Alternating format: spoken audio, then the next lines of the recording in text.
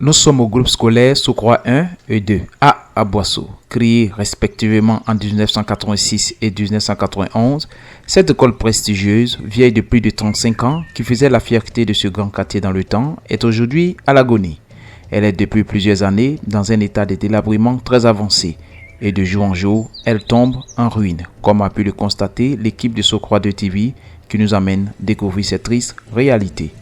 L'excursion nous a conduit à l'entame au bureau des directeurs où nous avons pu observer quelques dégradations au niveau des locaux. À l'extérieur, le vieillissement du plafonnage se fait énormément sentir par la désarticulation des plaques de bois et par l'apparition de moisissures tout le long de la structure. À l'intérieur, l'un des plafonds présente une détérioration prononcée causée par une fuite au niveau du toit. Le temps et les averses ont eu raison de lui. Les salissures sur le mur sont bien visibles. Une gangrène qu'il faut vite stopper avant qu'elle ne contamine toute la toiture. Les portes sont elles aussi vieillissantes que les pensionnaires eux-mêmes. Ensuite, l'équipe se rend dans une pièce à l'extérieur. Un autre constat tout aussi amer que le précédent tombe sous nos yeux. Elle pénètre dans la salle. C'est l'horreur absolue. C'est la salle de réunion. À vue d'œil, on aurait cru qu'un obus se serait abattu sur le bâtiment. Plafond et installations électriques totalement endommagées. Les murs en souffrance, des détritus jonchant le carrelage, donnant l'impression d'une scène d'après-pugilat. Un paysage pittoresque. À l'extérieur, le bâtiment présente une image désolante.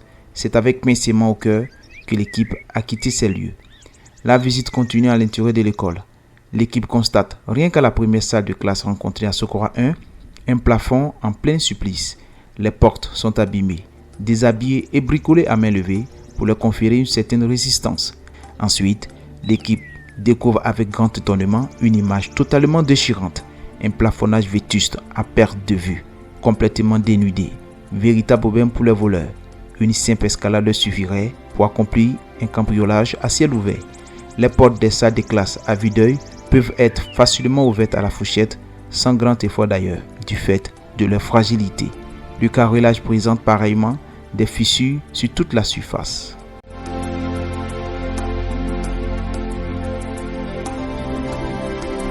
Nous ne sommes pas au bout de notre peine.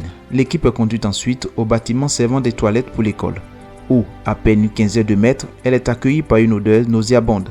À l'entrée, la porte des lieux n'existait plus. L'équipe pénètre avec peine dans le bâtiment. Un spectacle immonde saute aux yeux. Il a fallu à l'équipe une poussée d'adrénaline et un courage de mammouth pour poursuivre cette visite dans cette odeur pestilentielle.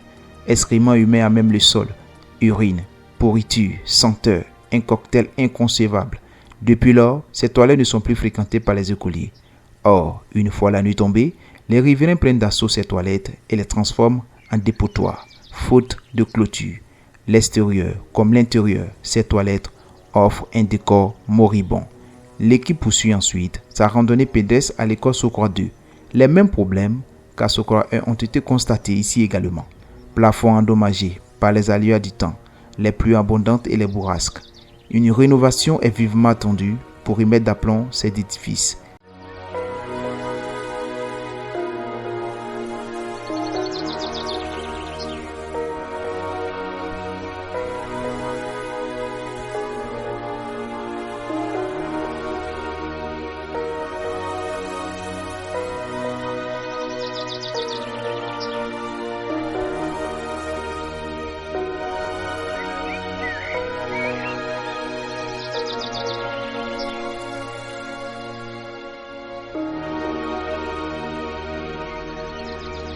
De l'autre côté des salles de classe de Socroix 1, toutes les portes sont elles aussi dans un état alarmant. Pour empêcher qu'elles ne tombent en ruine ou en lambeaux, elles ont été toutes renforcées manuellement au moyen de morceaux de planches. Le plafond aussi, par endroits, souffre du vieillissement. Certaines parties sont carrément enlevées pour laisser apparaître la toiture.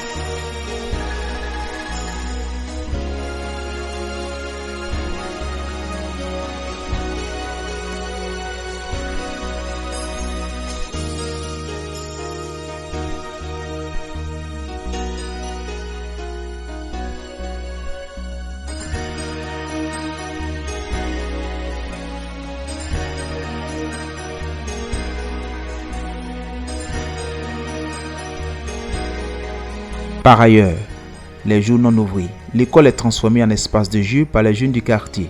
Malgré les incessantes interdictions des directeurs du groupe scolaire, l'école est continuellement fréquentée impunément. Cette décision ne peut être respectée à condition qu'une clôture soit construite pour protéger l'école contre les éventuelles intrusions. Cependant, dans cette atmosphère hétéroclite, l'école, les jours ouvrés, refuse du monde. Les écoliers arrivent par centaines avec un effectif pléthorique. Pour faute de table banc, les enfants s'asseyent 3, voire 4 par banc, ce qui complique encore la tâche des enseignants dans une école mourante. Partant de l'administration aux salles de classe, tous les bâtiments souffrent d'un manque de réhabilitation conséquente. Mais au-delà de cet amer constat, l'école a bénéficié d'une adduction d'eau potable offerte par l'UNICEF. Une citerne d'eau à cet effet alimente constamment les lave-mains installés un peu partout au sein de l'école, en remplacement des anciens robinets inopérants. Aussi, il faut noter que l'école bénéficie depuis un certain temps d'un éclairage assez consistant, l'œuvre du président des directeurs de l'inspection de l'enseignement primaire d'Aboisseau.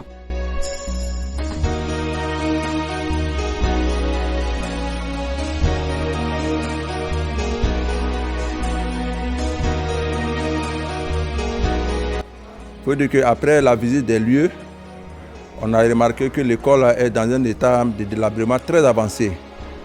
Et nous souhaiterions que de bonne volonté nous viennent en aide pour que l'école soit vraiment réhabilitée. Il faut dire que le groupe scolaire Sokora 1 et 2 a été créé. Bon, il faut dire d'abord le groupe 1 a été créé depuis 1986. Il n'y a pas de réhabilitation. Et la deuxième école est venue s'ajouter, aucune réhabilitation. Après la visite, vous voyez que tout est délabré. Donc vraiment, on souhaiterait une réhabilitation totale de l'école. Et quand vous regardez aussi, les effectifs sont vraiment très élevés. Les enfants sont assis 4-4. Donc il faut vraiment décongestionner l'école. Pour la décongestion de l'école, il faut forcément une troisième école pour que vraiment les maîtres puissent travailler dans de très bonnes conditions. Mais quand les effectifs sont élevés, c'est vrai, le travail s'est fait, mais vraiment il est très difficile. Donc une troisième école soulagerait beaucoup les enseignants. Et aujourd'hui, nous parlons de la qualité de l'enseignement. La qualité aussi a un coût. Si les élèves sont nombreux dans les classes, c'est vrai, on peut travailler, mais le résultat escompté ne serait pas le même que dans une classe où l'effectif est un peu réduit. Donc nous souhaiterions vraiment la construction d'une troisième école. Ça va beaucoup nous aider. Et quand vous avez filmé aussi, vous avez remarqué qu'il y avait la présence des joueurs au niveau de l'école, sur le terrain de l'école. Pour dire qu'on a tout fait, on les a chassés fatigués. Chaque fois ils viennent, puisqu'il n'y a pas de clôture. Bon, sans clôture, nous, on n'y peut rien. Donc on souhaiterait aussi que vraiment l'école soit clôturée pour que les enfants soient en sécurité. Vous êtes venu, peut-être ce jour-là, mais il n'y a pas de véhicule qui est passé. Sinon, des fois, les véhicules qui traversent l'école. Bon, tout ça là, par manque de clôture, c'est pas bien.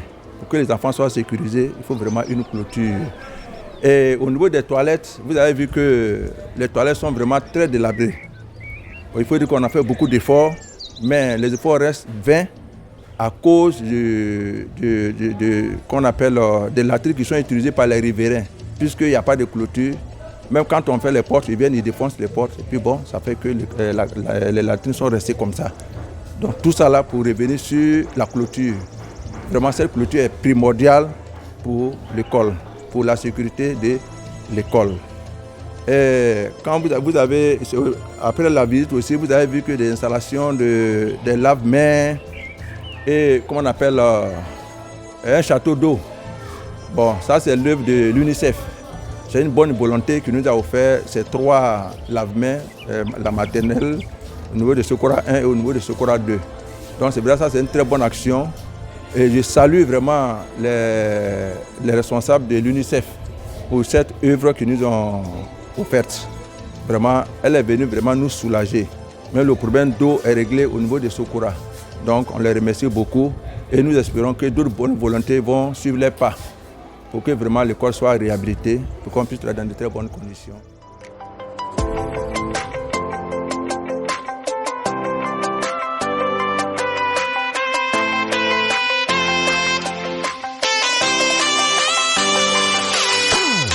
C'est sur cette note que notre équipe a quitté l'établissement, dans l'espoir qu'une âme généreuse volera au secours de cette école mourante. au grand soulagement de toute la population de Sokoura.